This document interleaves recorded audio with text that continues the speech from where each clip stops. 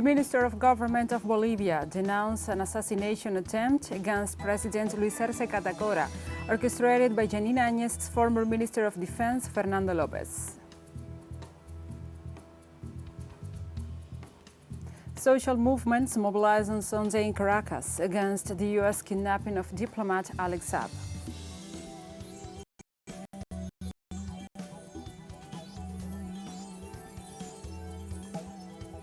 After several years of suspension, Iran announced it will resume exports to Saudi Arabia.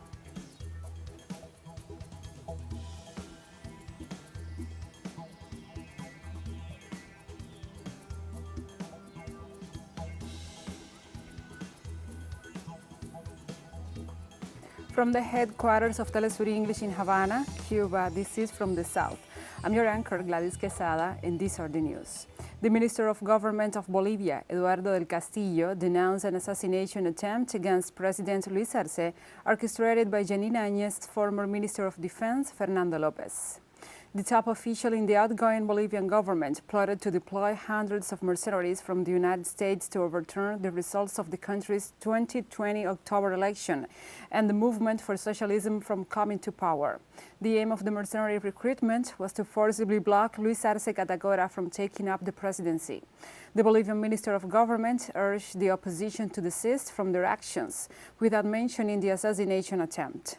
In the following video, we are going to listen to a conversation between Fernando López and the men hired to assassinate President Luis Arce. The mercenary is currently behind bars in a security prison in La Paz.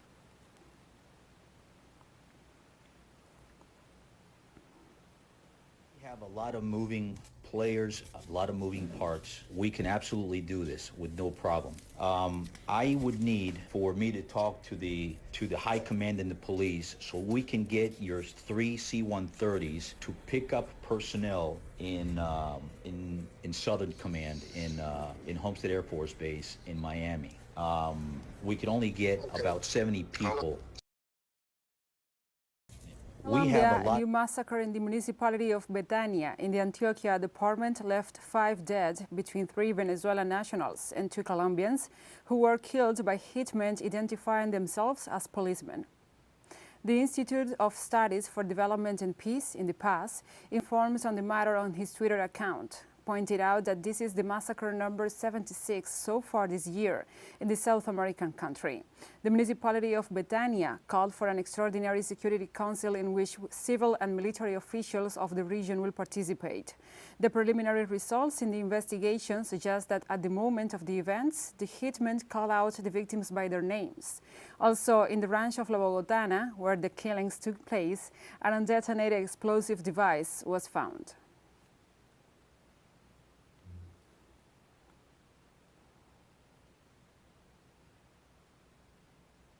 On Monday, Ecuador's rice growers protest economic measures of Guillermo Lazo's government that threatens their livelihoods and also affect agricultural production. The farmers demand President Guillermo Lazo to stop the increase in fuel prices, to raise the minimum price of some agricultural products, control food smuggling, regulate the price of agricultural inputs, and grant preferential loans to farmers. On Wednesday, the Workers' Unitary Front will also hold mobilizations to support the presentation of a new labor code to the parliament. They also demand the removal of Agriculture Minister Tan Libera. Fishermen joined the national protest and blocked the Manta San Mateo Road in the Barabasquillo sector. They are also protesting against the increase in fuel prices, high input prices, and the fulfillment of campaign promises.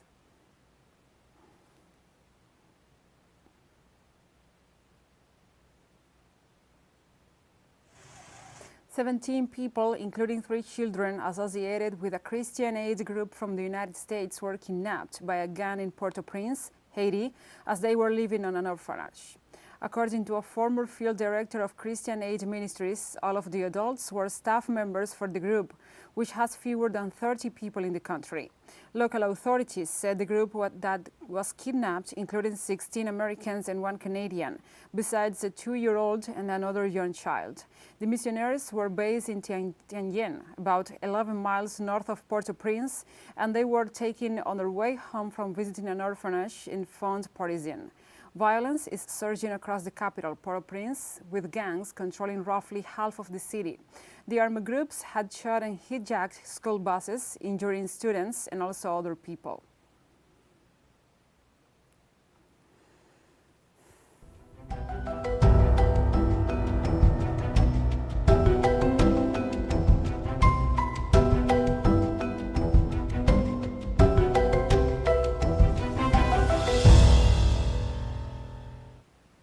Now we address other topics. At least 25 people have died in landslides and floods triggered by heavy rains in southwestern India, as rescuers scour for survivors in muddy debris and the military flew in emergency supplies.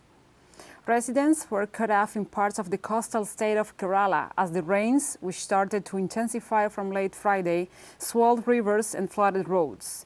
Officials reported that 11 bodies have been found so far in Idukki district and another 14 in Kottayam district after the areas were hit by landslides and flash floods. Kerala's chief minister said thousands of people have been evacuated and at least 100 relief camps have been set up. Prime Minister Narendra Modi offered his condolences and said authorities were working to help those affected or hit by the deluge. The India Meteorological Department said the heavy rains caused by a low-pressure area over the southeastern Arabian Sea were expected to ease on Monday.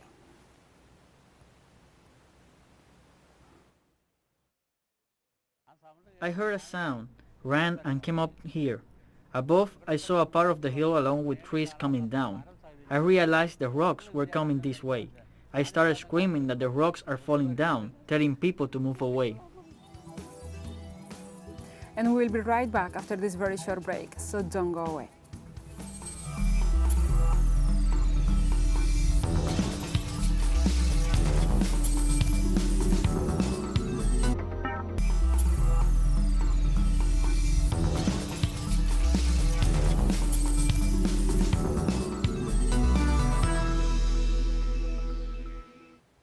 Welcome back to From the South. Social movements mobilized on Sunday at Bolivar Square in Caracas, Venezuela, against the U.S. kidnapping of diplomat Alex Saab. Called by the Movement for the Liberation of Alex Saab, demonstrators denounced the kidnapping of Alex Saab by the U.S. government, with the complicity of the government of Cape Verde, and rejected the lack of due process in his case. They also supported the decisions of the Venezuelan government to temporarily suspend its participation in the peace dialogues with the oppositions held in Mexico.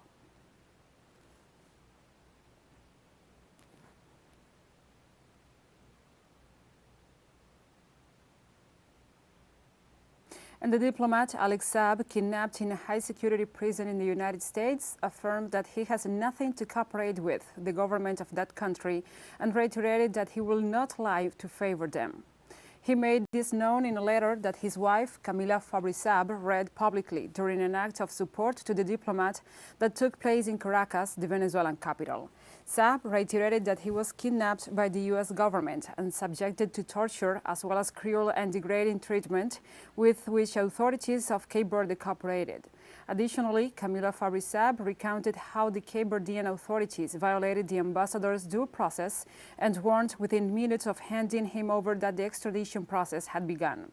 In view of the situation, Saab held the government of the United States and the extremist opposition led by Juan Guaidó responsible for his physical integrity and ratified that he is in full use of his faculties to face the trial.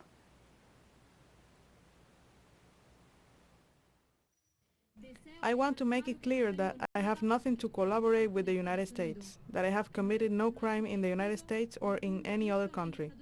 I declare that I am sane, that I am not suicidal, in case I am murdered and they say I committed suicide. What bothers the United States the most, what bothers them the most is that my husband, Alex Saab, will never bend, never. The president of Venezuela, Nicolás Maduro Moros, denounced the kidnapping of the diplomat Alex Saab by authorities of the United States and also with the complicity of the government of Cape Verde. Yesterday we had a sad day. I have to accept it. Sad. Sad because of the injustice. Sad because of the indignity. Sad because they kidnapped a good man, an innocent man, a clean man, a hard-working man, a man who has done nothing but love the people of Venezuela. It was a sad day, yes, and a day of outrage, because the United States, violating all international law, took a Venezuelan diplomat. This is the second kidnapping they have made.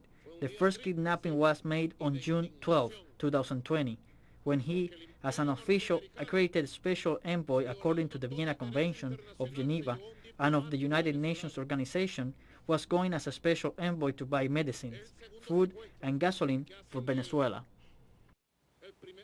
The Venezuelan head of state also condemned the torture of diplomat Alex Saab during his kidnapping in Cape Verde. They took him to a place, to a filthy, unhealthy prison, and they put him under the darkness in a hole full of excrement, of rats, like the worst horror movie.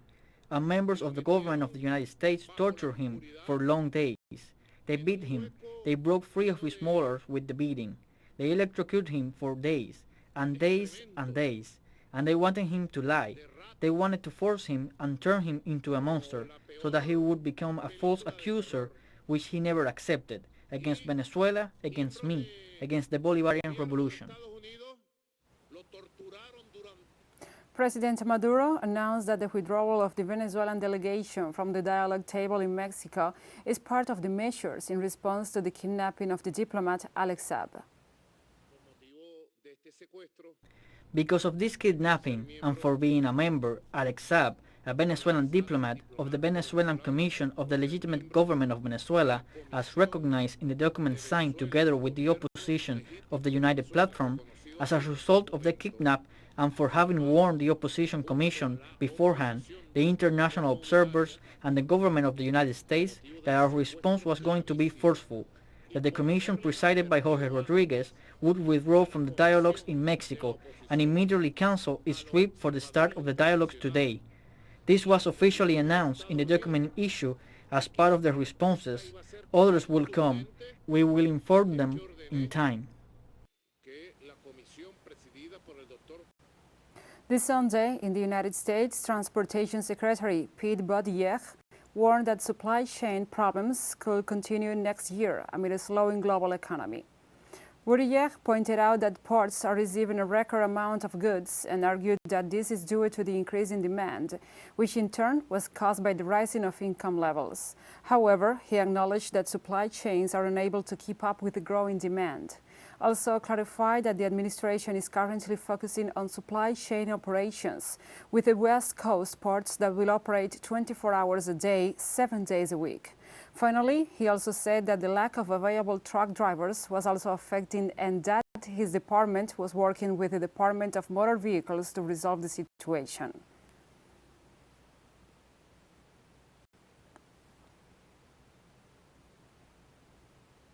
And the former U.S. Secretary of State and one of the masterminds of the U.S. invasion of Iraq, Colin Powell, has died from complications from COVID-19 at the age of 84. Son of Jamaican immigrants, Powell was an honored Vietnam veteran and in 1987 became National Security Advisor, being involved in the U.S. interference in Central America, backing for violent opposition groups and right-wing paramilitaries in Nicaragua, Honduras, Guatemala, and El Salvador that left thousands dead and displaced. Also, he served from 2001 to 2005 as the first black Secretary of State under George Bush administration, and also is well remembered for his infamous February 2003 speech to the United Nations Security Council about the alleged existence of weapons of mass destruction in Iraq, an argument disowned later when it was proved his evidence and claims were false. At the moment of his decease, he was fully vaccinated.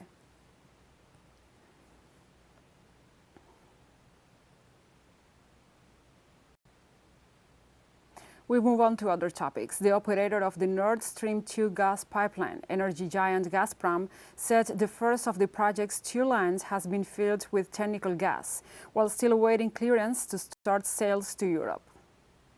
About 177 cubic meters of technical gas needed to maintain pressure in the pipeline for future gas sales has been pumped into the pipeline, reaching a pressure of 103 bar.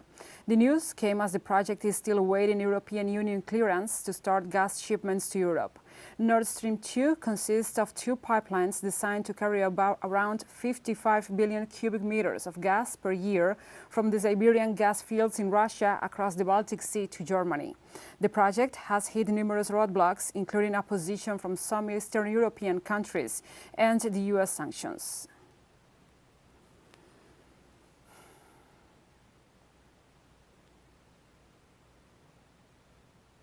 And Russia said on Monday it was suspending its mission to NATO and closing the alliance offices in Moscow as relations with the Western military bloc plunged to new depths.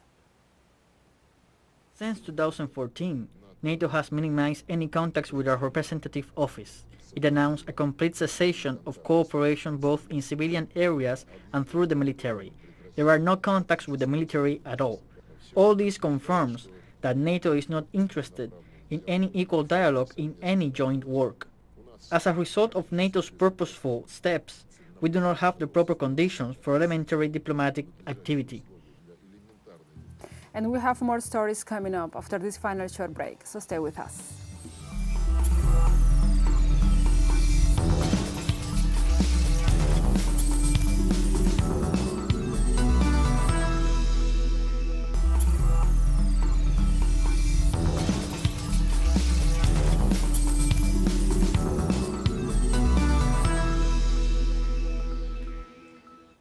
Welcome back to From the South. After several years of suspension, Iran announced it will resume exports to Saudi Arabia. The spokesperson of the Islamic Republic of Iran Customs Administration, Ruhollah Lafiri, reported that 2 shipments of Iranian goods were exported to Saudi Arabia recently. The resumption of exports reflected the will of both nations to strengthen relations, which is a direct result of the latest talks in Iraq. Although the shipment is not a large one, it is the stepping stone of cementing economic ties.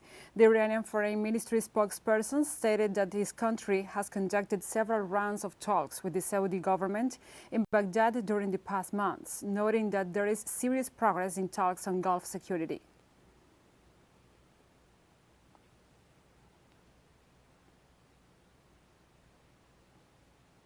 Israeli forces obstruct students' access to schools south of Nablus, Palestine, according to sources on the ground. Information reported by the Palestinian news agency Wafa states that the Israeli soldiers deliberately prevented the students from walking along the Nablus-Ramallah road to reach their school on time, forcing them to choose an unsafe route. Furthermore, they report that the occupation forces held a 17-year-old student from the nearby village of Amuriya for more than 2 hours before releasing him. Such attacks by Israeli military forces and settlers in Palestine constitute a grave violation of children's rights to education, particularly frequent in the most vulnerable areas of the West Bank and Jerusalem.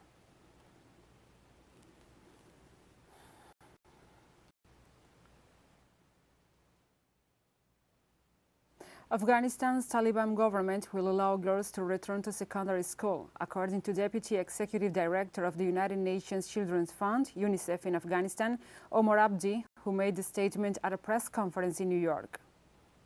Abdi informs after a 4-day trip to Afghanistan and Pakistan that the return of girls to school will take place very soon. In this regard, the official said that he held a meeting with the current Minister of Education of the Taliban government, who pledged to ensure the return to the classrooms in the next 2 months.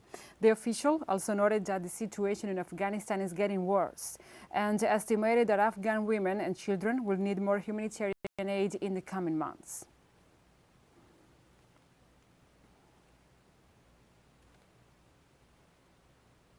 And will remain in stay. Health workers in Afghanistan will begin an anti-polio vaccination drive next month after the Taliban leadership agreed to provide security to the health workers during the campaign, the World Health Organization and UNICEF said on Monday. In a statement issued by UNICEF office in Afghanistan, the United Nations agencies welcomed the decision by the Taliban leadership to support the resumption of house-to-house polio vaccination across the country. The health drive, which will begin on November 8th, will be the first in over 3 years to reach all children in Afghanistan, including more than 3.3 million children in some parts of the country who have previously remained inaccessible to vaccination campaigns. A second nationwide polio vaccination campaign was also being agreed upon and will be synchronized with Pakistan's own polio campaign planned in December, according to the statement.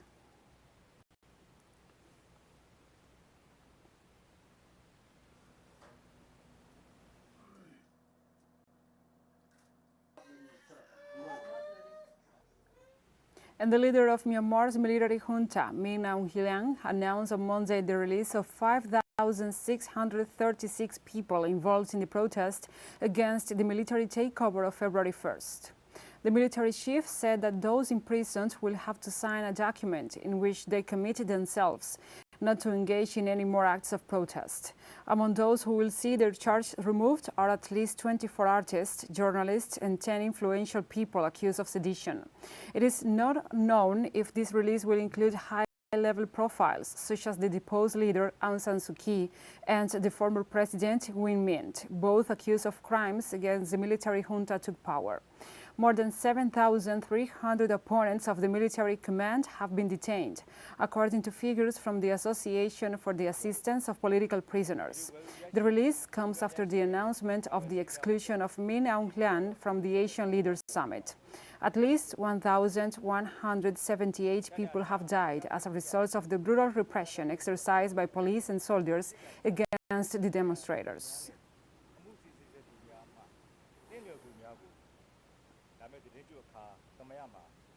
The President of the Republic of Ghana, Nana Akufo-Addo, current chairman of the Conference of Heads of State and Government of the Economic Community of West African States, arrived in Mali for a 24-hour visit. The carrier of a message from his counterparts reminding the deadline of the transition and the commitments made for the organization of general elections, Ghana's head of state met behind closed doors with the president of the transition, Colonel Assimi Goïta. After an hour of discussions, the two diplomats joined the delegations to take stock of the project started by the authorities of the transition. The Ghanaian president was also briefed on the country's security situation, among other constraints. The president of ECOWAS urged Mali's junta to draw up a timetable by the end of October of key stages ahead of February elections.